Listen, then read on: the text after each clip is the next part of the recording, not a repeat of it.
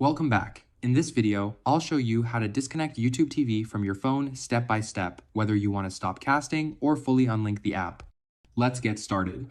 Step 1. Stop casting YouTube TV. While watching YouTube TV, tap the cast icon at the top right corner of the app.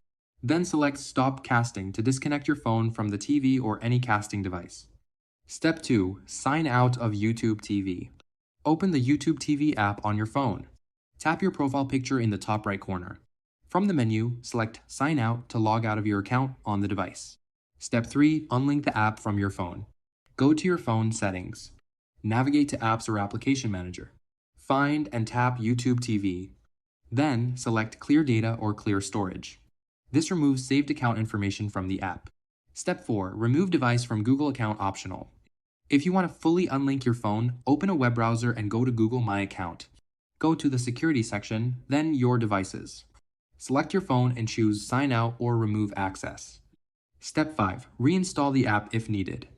If you plan to use YouTube TV again later, you can simply reinstall the app, then log back in with your account whenever you need it. And that's it. If this video helped you, make sure to like, subscribe, and comment if you want more easy tech tutorials.